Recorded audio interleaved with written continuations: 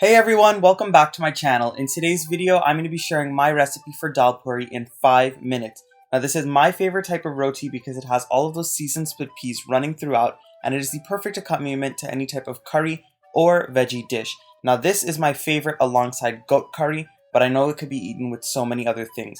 If you want the full in-detail recipe, it'll be linked right up here in the right hand corner. To make the Dhalpuri, we're going to need flour, baking powder, split peas, oil, water, salt, baking powder, some ground cumin or geera, some turmeric, some garlic, as well as hot pepper. Now into some boiling water, we're going to go in with the washed split peas, and these you want to wash until all of the water runs clear. Then you're going to go in some turmeric to give it a really nice yellow color, as well as some salt to taste.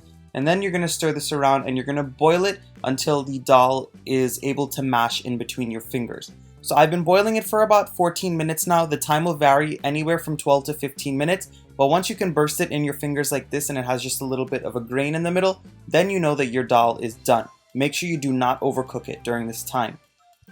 So I'm just going to drain the dal and let it cool, and we're going to work on the dough. So into my flour, I'm going in with my baking powder as well as some salt. I am also going to go in with some oil. This all just ensures that the dough will be nice and soft when you're making the roti. Now I'm mixing all of that up until it's all combined, and then I'm slowly going to start to add in some very warm water. Using warm water gives you the softest Dhalpuris. If you use cold water, they will be hard and stiff in the end. And once you keep adding in that water, you're just going to keep mashing it with your hand. You don't want to fold it over onto itself, because if you do, you'll get a very stiff dough and a stiff Dhalpuri. So basically, when you get a shaggy soft dough like this, you're going to go ahead and drizzle on a little bit of oil to help smoothen it out, and you're going to use my punching method. You're going to punch down on it, grab the sides, and then you're going to flip it over, and you're going to continue to do this for about 5 minutes until the dough is nice and smooth all over the top. And after you finish kneading, you're going to see that the dough turns nice and smooth on the top, your hands are clean, as well as the bowl is clean. So basically what you're going to do now is you're going to go ahead and cover this dough with a damp paper towel as well as a kitchen towel, and you're going to let it rest for about 15 to 20 minutes. You're going to want to go ahead and put a little bit of oil on the top just so this way it doesn't dry out as well. Now when you set your dough aside, you're going to begin working on these split peas. So into my food processor, I'm putting in little batches of my split peas. Remember, you want to cool them a little bit, because if you don't, they'll turn very clammy and wet in your food processor. So once you're done grinding it, you're going to get a nice fine powdery texture, just as you see here. And once all of that is done, you're going to go in with your ground geera, and you're going to go in with some salt to taste. I want to mention that into the dal, when I was grinding it, I put in my hot pepper as well as the garlic to grind with everything. So once that's mixed up, you're going to give it a taste and you're going to put it aside, and then we're going to start working on the dough. I've separated them into little balls so they could fit on my tawa when I'm done rolling them out, and now we're going to begin the filling process.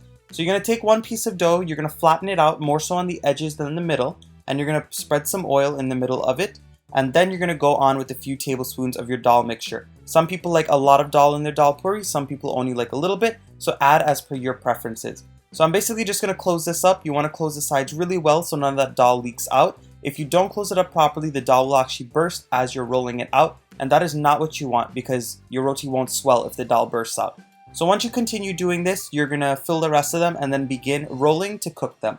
So onto my floured surface, I'm going on with one of the dough balls. I'm flattening it really well, and then with a rolling pin, I'm going to roll it out to my desired thickness and the size that fits my tawa. I love a thin Dhalpuri, that's why I make my dough balls very small. So as you guys can see here, it is perfectly thin, none of the dal spilled out. So I put it on my hot tawa, and as soon as you put it on, you're going to oil the top side so it doesn't dry out. And once you oil the side, you're going to go ahead and flip it. And all of this is being done on a medium to medium high heat. And once you flip it, you're going to oil it one more time.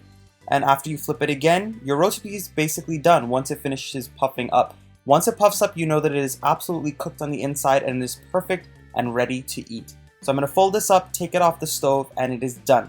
I hope you guys enjoyed this quick and easy Dhalpuri recipe today. Again, if you want the full in-depth step-by-step version, I'll leave the video linked up here in the right-hand corner as well as the description box down below.